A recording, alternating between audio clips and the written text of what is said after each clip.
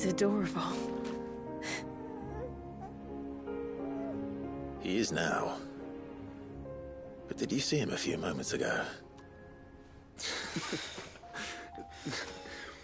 Clive, I don't know how to thank you.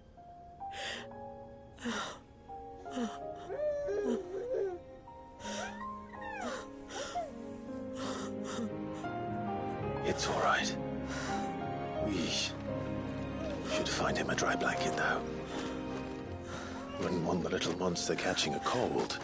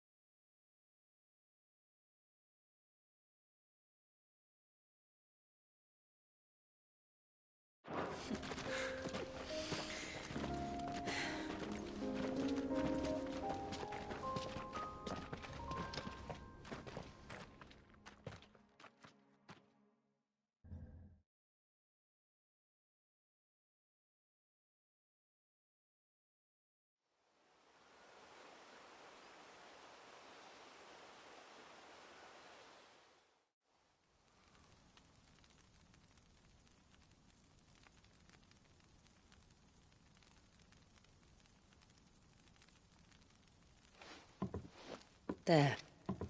He's finally asleep. The poor thing had a long day. That makes two of us. So, what happens now? Now? Now, we make things right. How? By providing Walyas what he was denied. A place to learn and grow. A family to love and protect him. So that one day, when the wounds in his heart and mind have finally healed, he might decide for himself how he'd like to live the rest of his life. But until then, I'll stay by his side, come what may. Then he's a lucky boy. And not only because he'll have the best warrior this side of the belt to teach him the battle axe. She'll do her best.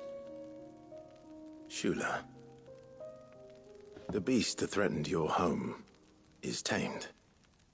The empire that threatened your people toppled. Might it not be time to cast off your ancestors' glamour and retake your place in the Twins? Perhaps. It's not as if we have the crystals to maintain the wall much longer. But are we truly safe? Is the world truly ready to accept us for who we are and what we believe? If I remember rightly, you and yours still choose to remain hidden, do you not? We do. Well, your people will always be welcome in Haven, regardless. As will yours in the hideaway. We're allies now. If there's anything you need from us, supplies, food, equipment, do not hesitate to ask. It's kind of you to offer. But we'll manage, just as we always have. Besides, I suspect you'll be needing everything at your disposal if you're going to save the world.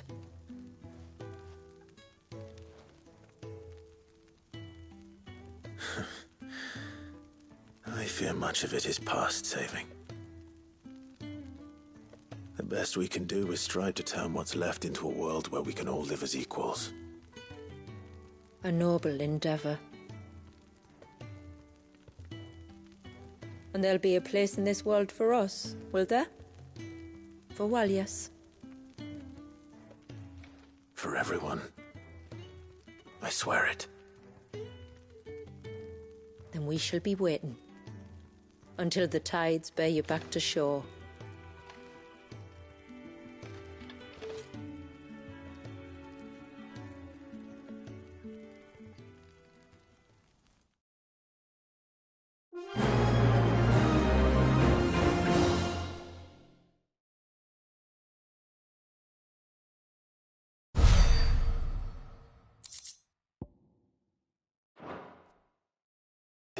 his most profaned fragment, and told me to redeem the sins that had laid him low. Is that so? The sins of Wallius's ancestors were grave indeed. To force him to prime at so tender an age. And to freeze him in time, that he might never know what it was to live. Yet I doubt either of those crimes was the source of Ultima's displeasure. It was that the Icon's power had been put to another purpose than the one he intended. To him, Leviathan must have seemed an aberration. Could that be why Ultima made no attempt to lead me to him? The fear that this profaned fragment might corrupt his vessel somehow. Perhaps. Or perhaps he simply deemed Leviathan surplus to requirements. Having concluded that his vessel might be made to serve his purposes without the full sum of his power. His purposes? There's no escaping them. Even here. Hidden away in Mysidia, the blessing of the crystals proved nothing but a prison.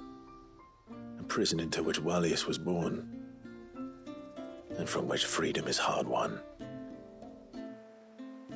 If the world doesn't change, if we don't change it, he'll end up suffering the same fate as every dominant who came before him.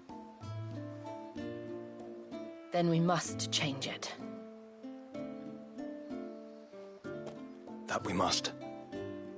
And we shall.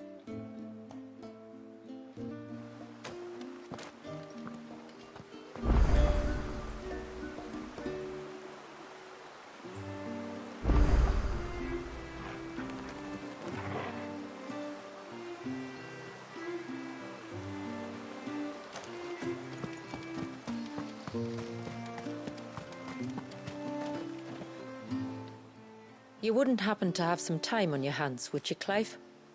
Only I was wondering if you might help me with something else. Don't tell me. Another unruly dominant. Not quite, but a dangerous foe nonetheless. It promises to be quite a hunt. Care to join me?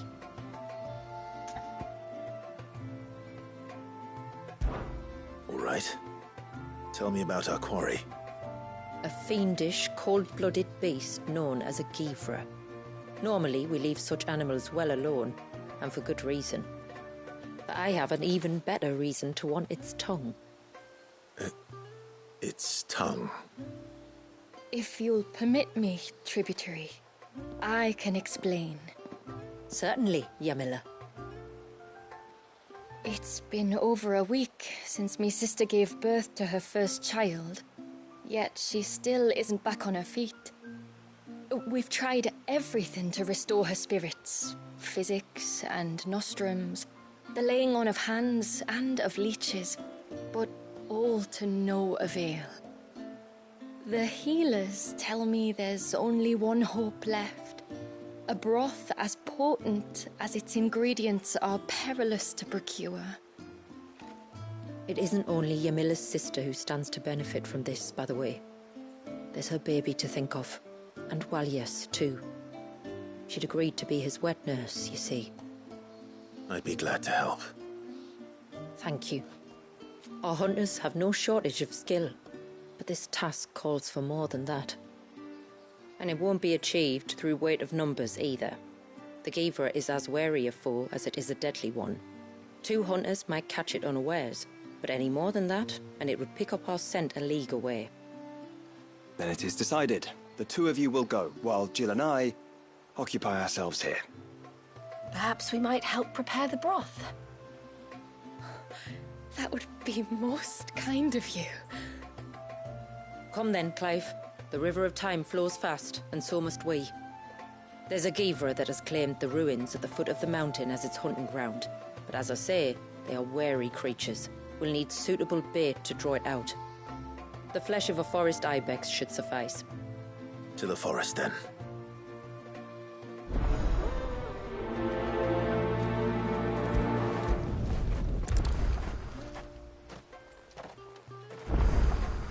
There's nothing a Givra loves more than a fat haunch of ibex.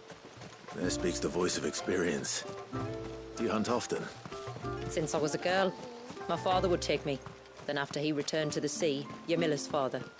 Our families have always been close. Even if her sister wasn't Walyas's wet nurse, I couldn't stand by and watch her suffer.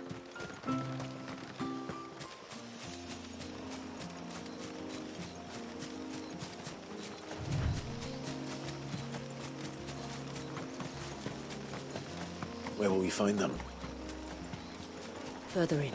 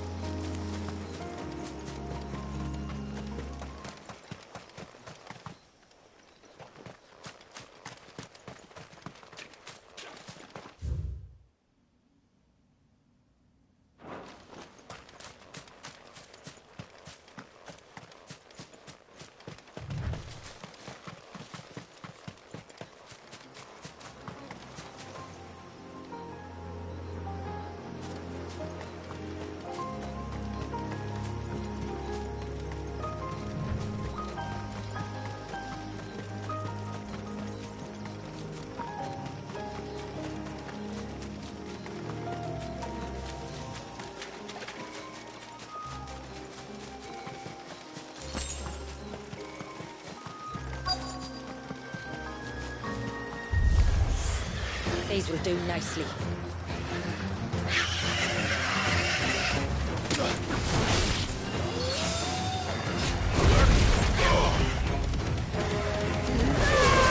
To me, flames!